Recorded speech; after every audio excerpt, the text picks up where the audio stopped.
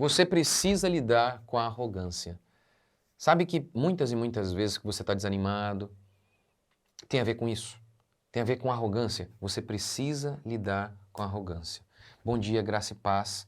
Último dia hoje, gente, da promoção da Black aqui. Dificilmente vou fazer outra promoção assim, então aproveitem. Vamos lá, Salmo 10. Por que o Senhor está longe? Por que o Senhor se esconde na hora da tribulação? Diz o salmista Davi aqui no Salmo 10. E aí ele começa a descrever a maldade dos salmistas. E uma coisa, desculpa, a maldade dos salmistas, a maldade dos adversários dele, porque esse é o contexto dele. Davi está sendo oprimido ali por malignos, injustos. E por isso ele fala, Senhor, por que o Senhor se conserva longe? O Senhor não vem e me ajuda e não intervém, por quê? E aí ele descreve os ímpios. E uma coisa que é muito evidente aqui é como os ímpios são arrogantes. 3 vezes ele fala isso, ó. Verso 2, na sua arrogância, os ímpios perseguem o pobre com fúria. Verso 3, pois o ímpio se orgulha. Verso 4, por causa do seu orgulho. Tá vendo como que ele retrata isso o tempo todo? O orgulho do cristão, do ímpio. Ele chega a dizer que o ímpio, ele fala assim, ó, o ímpio, eu jamais vou ser abalado.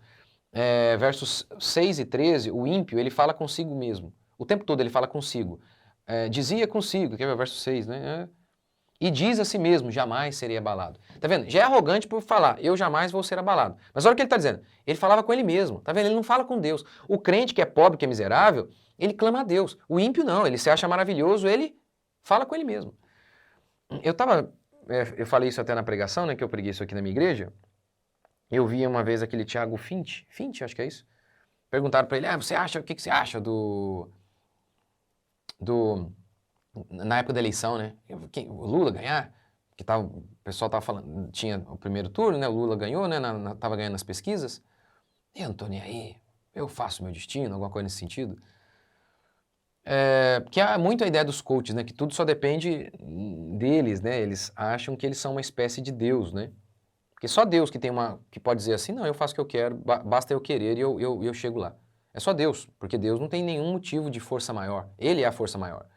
Mas em relação a mim e a você, qualquer um pode vir dar um tapa na gente e derruba a gente, enfim. Não é verdade isso que a gente é essa coisa maravilhosa, como os coaches muitas vezes pensam. Eu vi também aquele Thiago Brunet numa palestra, ele disse assim, ó, eu tenho muito ouro aqui, mas você tem que fazer a pergunta certa para escavar esse ouro. Tá vendo? Ó, eu tenho muito ouro. Né? Até Sócrates, um cara esperto, falou, eu sei que eu não nada sei. Paulo, né, descreve a si mesmo sempre de maneira diferente. Mas olha como é que esse povo faz, né? Aí, óbvio, eu tô citando isso aqui de propósito, sabe por quê? Ou então o Romário, né? Ele disse, quando ele nasceu, Deus falou, esse é o cara. Ele um dia chegou a falar isso, né? Que eu sou Deus. Os outros aí, comparou-se com os outros jogadores e falou, eu sou Deus. Eles são não sei quem e eu sou Deus. Eu tô falando de propósito isso aqui, sabe por quê? Porque quando a gente fala umas aberrações dessa aqui, aí você logo pensa na arrogância lá no outro, não é? Que isso, eu nunca falei isso. Mas eu falei de propósito para que você pense na arrogância na sua vida. Na sua vida. Talvez você não teve coragem de falar um negócio desse aqui, como eles falaram. Mas eu garanto a você, a arrogância é algo que está em todos nós e nós precisamos lutar contra ela. Eu lembro quando meu pai, quando eu era mais novo, tinha lá uns 21 anos, meu pai dizia assim, ele sempre me advertia contra a arrogância. A gente tem que tomar cuidado contra a arrogância. E, obviamente, eu percebi o quê? Que ele passou por essa experiência de sentir isso, de perceber a sua arrogância, e tinha muito medo disso. Por quê? Por notar que a arrogância é uma coisa muito ruim, que prejudica muito a vida da gente. Mas eu lembro de eu ficar tão bravo, quase dizendo assim, que isso, eu me orgulho de minha humildade. Eu lembro de ficar tão bravo. E de achar que não, né, que isso, eu não sou arrogante e tal. Hoje eu tenho 41 anos, né? E quantas vezes eu tenho a sensação, a percepção que eu tenho, a vontade é de me enfiar que nem um avestruz, assim, sabe? Demais na terra, assim. De vergonha dos meus pecados, de vergonha do que eu já fiz na minha vida.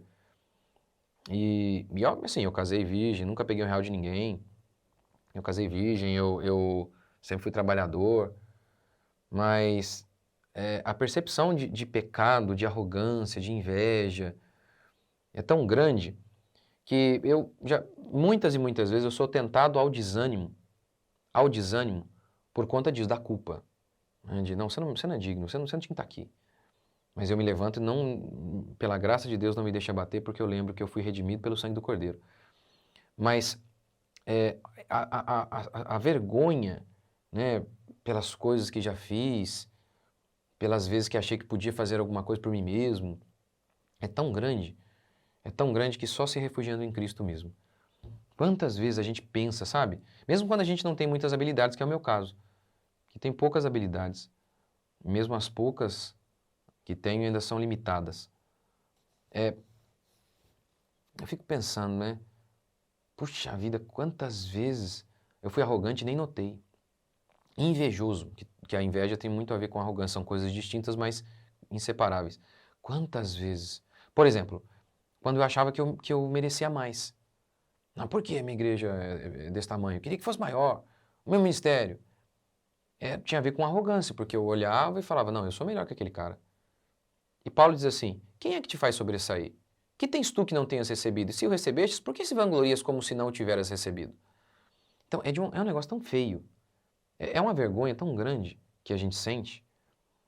E inúmeras vezes é isso que acontece. No casamento, por exemplo, os problemas? É porque eu noto isso na minha vida, no meu casamento, por exemplo, na minha igreja. Como que inúmeras vezes as brigas tinham a ver tinha uma origem ali na arrogância.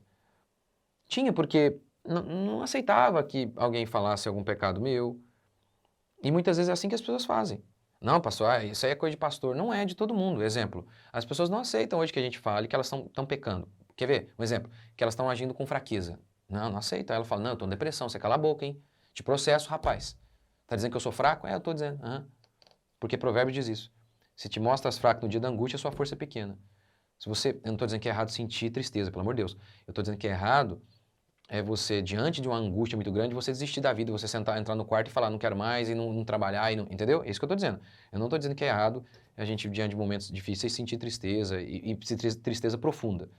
Mas eu estou dizendo que é errado agir com fraqueza diante da tristeza, diante do sofrimento da vida. E se você não pode falar isso, porque aí eles não aceitam chamá-los de pecadores. Eles não aceitam dizer que o filho é rebelde. Não, meu filho é rebelde, meu filho é preguiçoso. Não, meu filho tem TDAH, você cala a boca, eu te processo, hein? É tudo arrogância isso. Tudo é arrogância, tá vendo? Se materializa de formas diferentes, mas tudo tem a ver com a arrogância do ser humano não querer reconhecer o seu pecado. Então, o problema com os nossos filhos tem a ver com arrogância, na nossa igreja. Arrogância tem a ver com arrogância. Que arrogância? Por exemplo, na igreja, você talvez já viu um erro do seu pastor. Na minha igreja, por exemplo, é óbvio, eu nem fico perguntando, mas é óbvio que eles percebem as minhas falhas. Coisa que eu ainda não percebi.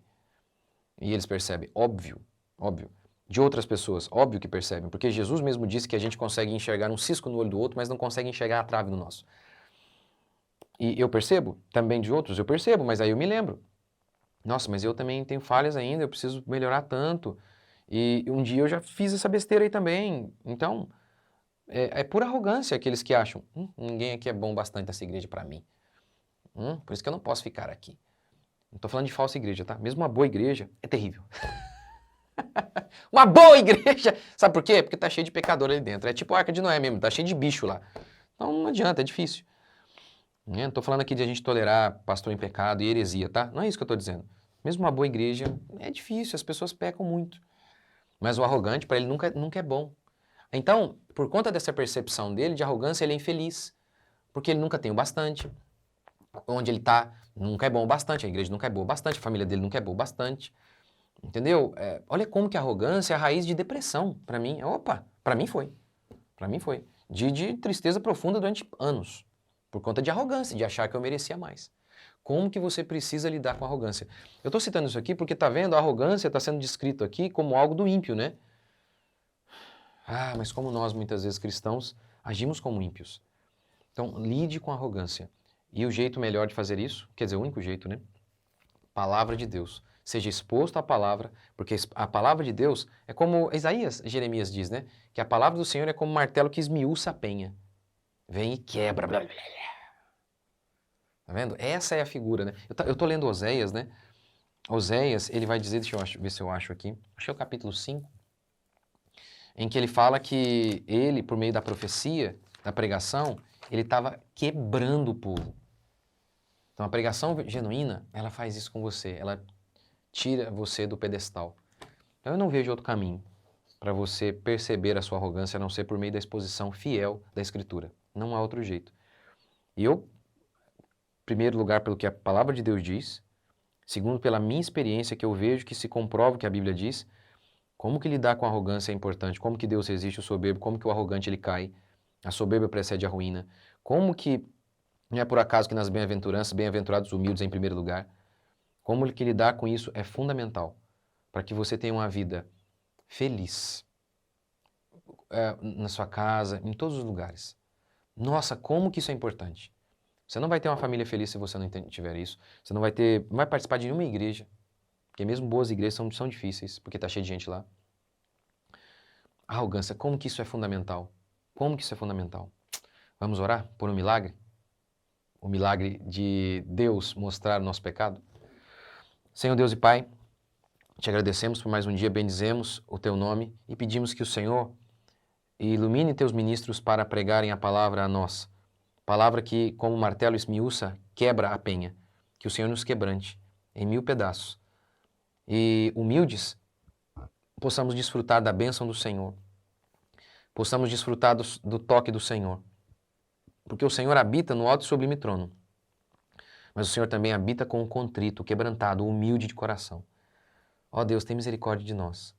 Tem misericórdia de nós. Tem misericórdia de nós. Que a graça do Senhor seja conosco. Em nome de Jesus. Só um exemplo disso, né?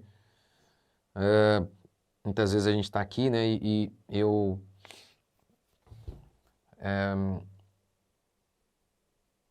faço vídeos sobre, esse pastor aqui, isso aqui é heresia que ele está pregando. E por que eu vejo isso na Bíblia? Várias vezes, Paulo, por exemplo, ele cita o nome, dá nome aos bois, dizendo, aquele cara lá, fique longe que ele ensina errado. E eu estava falando com meu pai isso esses dias, né? A gente fiz um vídeo nesse sentido. E mesmo assim falando com meu pai, pai, é a graça de Deus que fez com que a gente enxergasse o que é correto. E mesmo em relação, eu acho que isso aqui, eu acredito que isso aqui que esse pastor está ensinando é uma heresia completa, isso é ruim.